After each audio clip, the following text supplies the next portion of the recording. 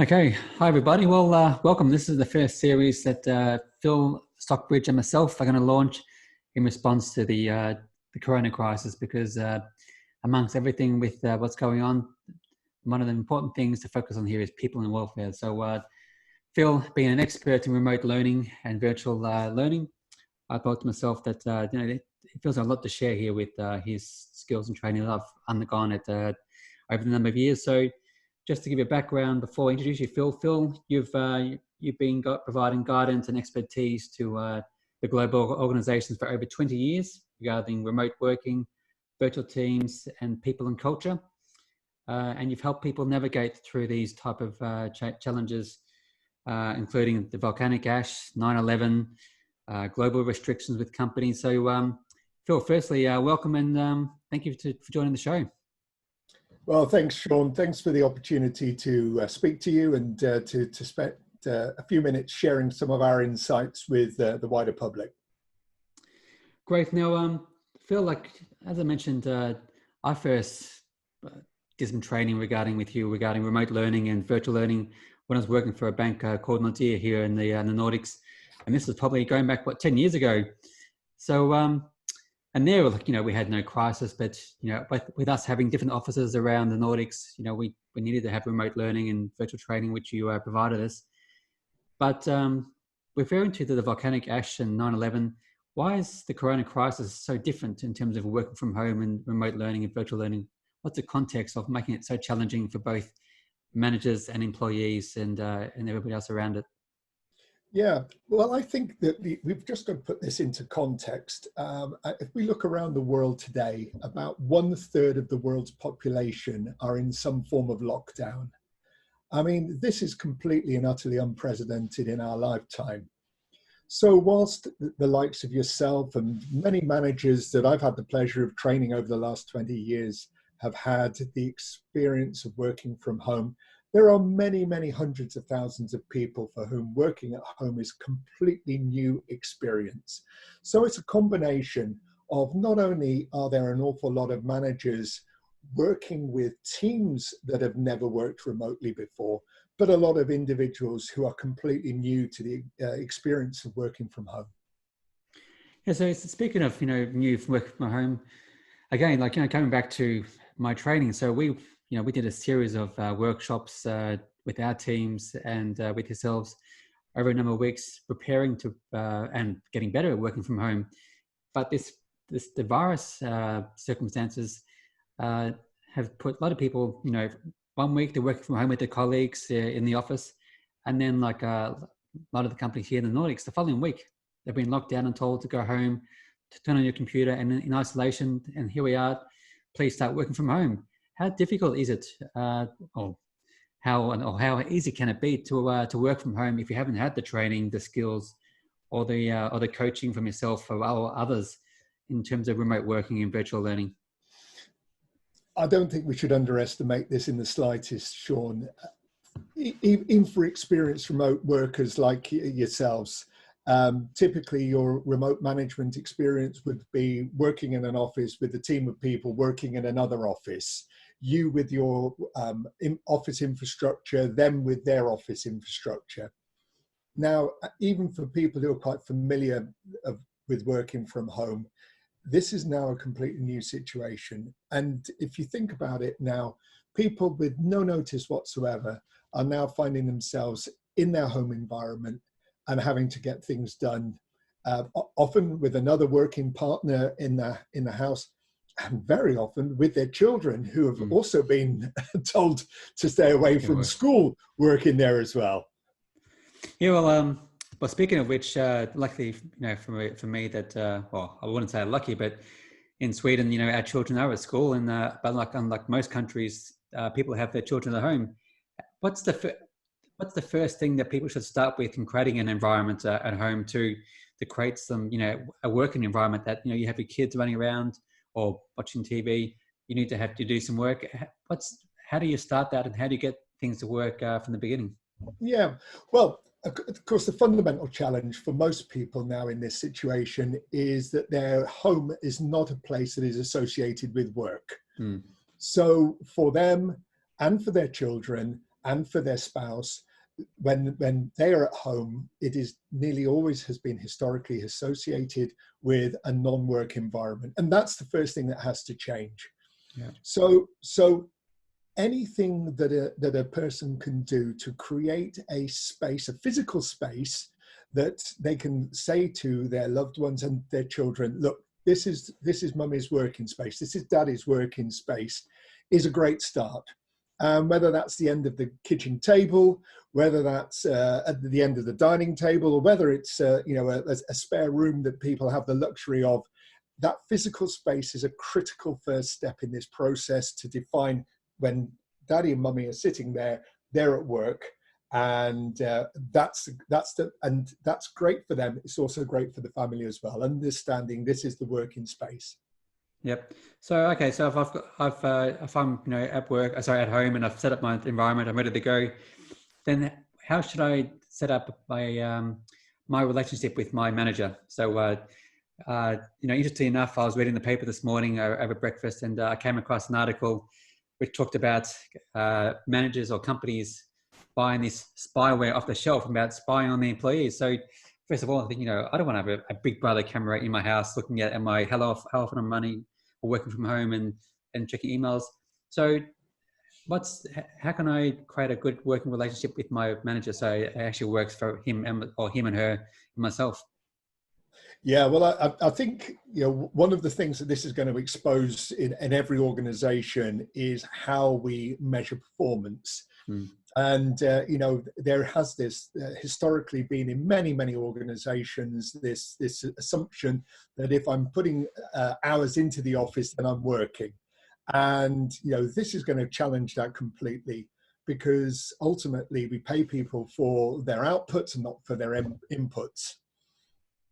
The second thing that we've got to really consider is that, when do people do those outputs compared to the past? And to imagine for a moment that a mum or a dad with children at home can actually say, right, from 8:30 until 6 o'clock, I am devoted 100% to my working environment, is complete and utter nonsense. It's not going to work. And the sooner the managers accept that way of working is not going to be the reality, actually, the better for them and much better for their employee. So instead, actually, what needs to happen between the employee and the employer is a tacit understanding of what are you actually paying me to do? What is the output you're expecting from me? And what are the timelines? And then it gets down to when is the employee best able to deliver those outcomes within their challenge of the work-life balance with perhaps another professional working there and the children to home educate as well. Yeah, so interesting at the end of the article, it said, the important thing to consider is trust, because at the end of the day, it's the manager who actually employed that person. So they must have trusted them at the beginning to say, hey, you're the one for the job. So how important then is trust in all this working from home, remote working from both the employee and the manager to make this work? Well, it's quite interesting, Shaun, because if you look at the development of offices and the evolution of offices over recent years, we've seen there's some very large campuses being erected in Silicon Valley for some of the software companies as they moved people back from home and remote working into an office environment. And one of the reasons cited was that lack of trust. So there is no question in my mind that an office is often a very easy way to actually negate the need for a manager to build deep and lasting trusting relationships, because they have, instead of trust, the control. Now that control has fundamentally disappeared now and needs to be recalibrated with an appropriate level of trust. So then, and you talk about control, and so I suppose for the manager, they want the control, and they want to spy on the employee, and the employee has the stress of managing family at home, kids, so they want balance and flexibility. How do you recommend the employee and the manager achieve this balance, flexibility? What are some of the tips that you can give both sides of the fence so that it's working for both people? Because it's two people involved here, or also the family. So how do you approach that one? Yeah, well, I think for the manager, and you know, I've spent most of my professional career training managers. One of the things for the manager is to be absolutely clear what it is that they are expecting in terms of outputs. Because the clearer they are, the easier it is for the employee to know whether or not that's a realistic ask from their part. The second thing then to take into account is the recognition that each employee will require a different level of intervention and support. Some people quite self-sufficient, quite able.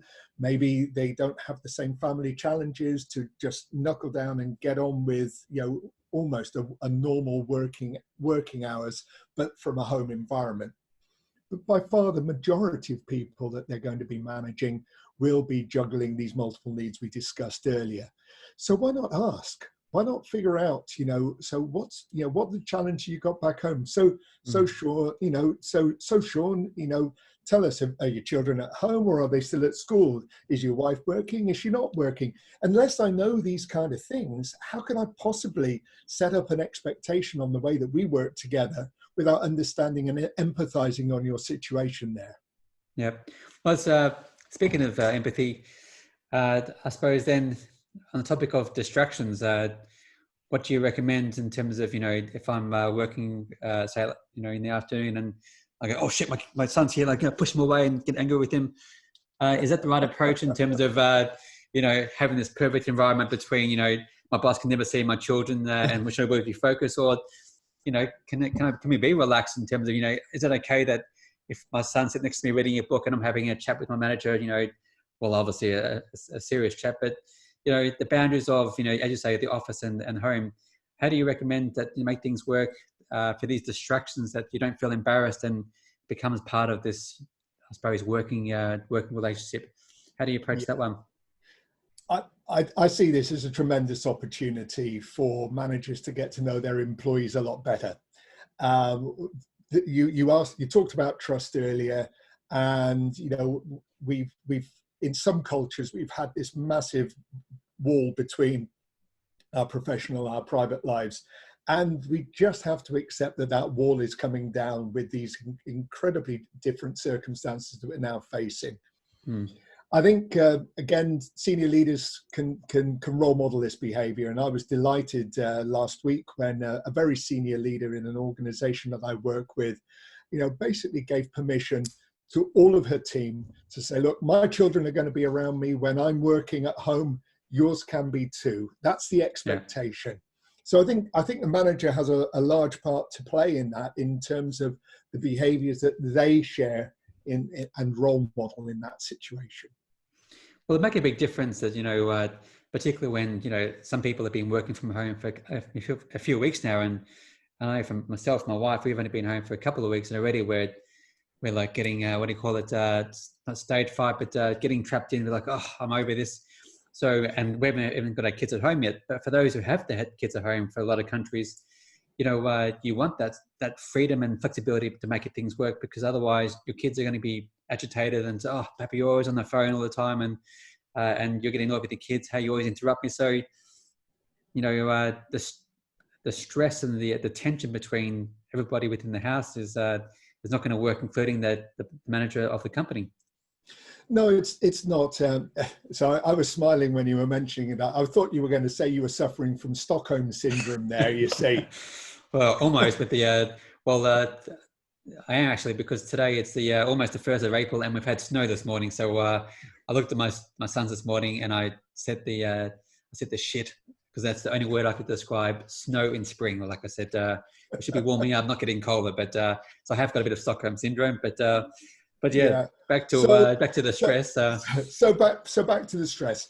So I think one of the things again is just having an understanding in that. Let's talk about the house now, because you know your spouse is a fellow professional, and you've got children that you need to homeschool. There is no way that all of that is going to be done in a standard working day of 8 till 5 or 8 till 6. So the first thing to do is to recognize that, you know, for everybody, that we're going to have to extend that day earlier into the morning and later on into the evening. And what I would recommend unreservedly is to just work with your partner and understand where your real energy is. So that if you're somebody who's a real morning person, take advantage of that. You know, maybe set the alarm a little bit earlier, 4 or 5 o'clock in the morning, and really blast out 2 or 3 hours of good quality work before the children are awake. Mm. You know, remember, it's outputs, not inputs, that matter. Yeah. And, you know, if you've done 3 quality hours of work before breakfast time, that allows you a tremendous right to spend time then, you know, engaging the children, homeschooling them, maybe giving your other half the chance to do some stuff that they need to do.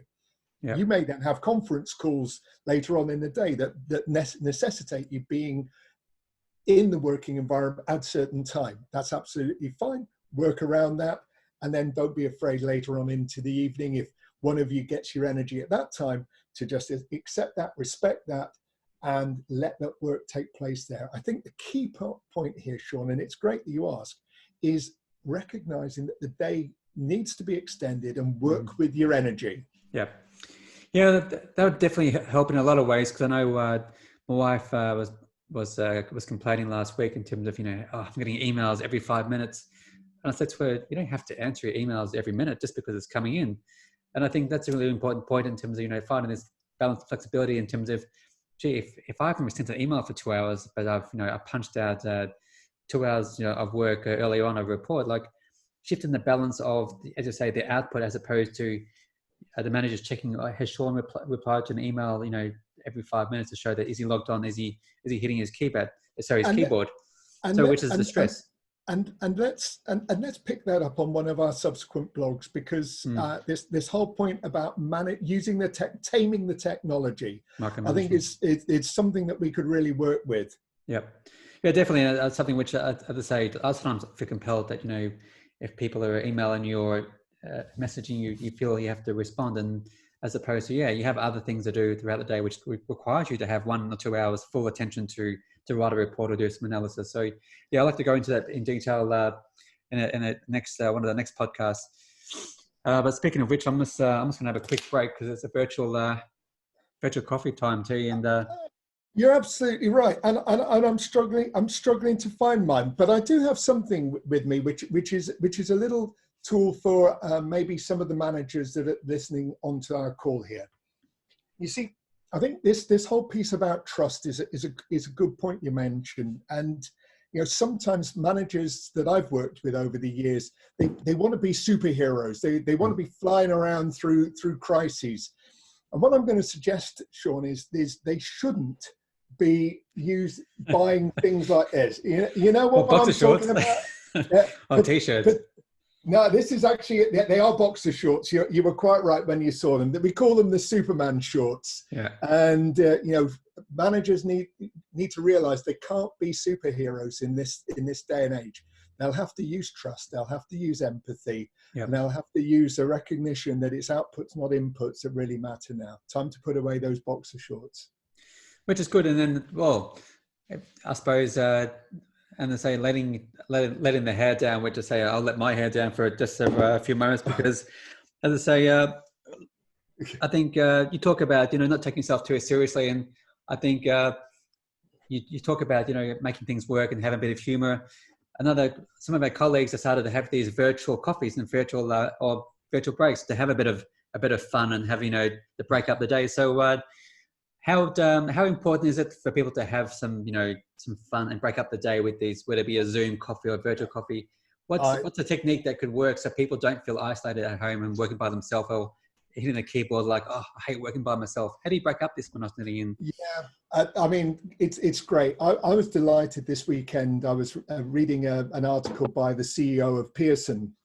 He had an article in the Sunday Times yesterday. And he was just saying how it was Friday, and he and his leadership team had a virtual happy hour together. And you know, making the most. And he was there with his beers, they were there with their beers, using the technology. You can't be there in person, but actually that bonding period is still absolutely vital for people. So I'm a massive fan of it. End of the week, great opportunity. And then other times, the virtual coffee, as you say, or the virtual water cooler, great technique to make things happen. Well, okay. Well, then, since I'm Australian, I love my beer, and you're, well, a Brit, we'd like to say, or English, depends on which part of the UK you come from. Let's have a happy hour. You and I have a beer and talk about some of the techniques of what virtual ways that people can be more socially connected and break up this monotony of being by themselves. Because I think it's really important in terms of, as you say, being mindful, people's welfare, the stress, and I think with these restrictions in some places becoming even tighter, let's start with the positive in terms of, having a bit of a laugh, help people have a bit of humor and some new techniques to help them be more socially, virtually engaged. Because I think it's really important at this beginning of these, what do you call them, restrictions, because we don't want it to leave it to the last minute and say, oh, crisis time, how can people be relaxed? So I'll put that to buy some beers for next time, Phil, and you do the same, and we kick off with some happy hour. We'll do that on Friday then, Shaun. Exactly. Let's do it. Let's do our Friday series, and we'll happy hour relaxing. So for those who like their beers, and join us for happy hour on a Friday. Look forward to it. And I'm just seeing that we're almost out of time here, Phil. So gee, that's gone fast. So I suppose it's closing up our first one in terms of leading from home, which we've raced through a couple of main topics, and just to set the scene, but. Just close off for today. What would be the most important three things, Phil, for both managers and employees in terms of making it work from leading from home? Okay, thanks, Shaun. So if we're going to take away three key pieces, the first one is empathy, recognizing that many of the people you're going to be leading, it's going to be new to them working from home. Second point is, for the people that are working from home, start creating a physical space so that they and everyone around them knows that when daddy and mummy are working in that area, they're working in that area, and that is work as much as possible. And the third thing is this trust piece, focusing on outputs rather than inputs, and recognizing that the day will be extended, and it necessarily needs to be extended. So work where your energy is, making the most of your mornings if you're a morning person, evenings if you're a night owl, and in between, particularly if you're looking after the children, give them the time that they deserve. Excellent. Phil, thanks, Phil. This has been, well, I've had your training plenty of times, so for me, it's just a reinforcing what I've already learned over the number of years. But for those who haven't worked remotely or virtually, hopefully we've added a lot of insights and provided another angle of advice and support, which I know people get a lot of emails and advice about how to work remotely, but this is our touch on it in terms of you are the expert on it. You've done it for 25 years or 20 or so years longer. So this is nothing new for you, but for others out there, it's just another opportunity to improve working remotely, virtually.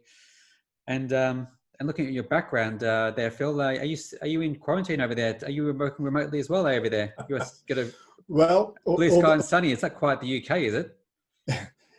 Believe it or not, it is. It's North Wales. I would love to tell you that I was there. This is not my favourite part of Britain. Next week, next time I see you, I may well be in Twickenham. Let's see if I can find that for you. Oh, fantastic. Well, hopefully you won't be showing the rugby that Australia seems to lose half the time against England. So make sure you show something that not rugby related. I will do. Otherwise, you'll be having a blank screen behind you. But on a serious note, thanks, Phil, for this afternoon. It was a fantastic podcast for providing some positive advice and some support to everybody out there. So everybody, stay safe, work remotely, and have a great afternoon. Thanks, Phil. Take care. Cheers now. Bye.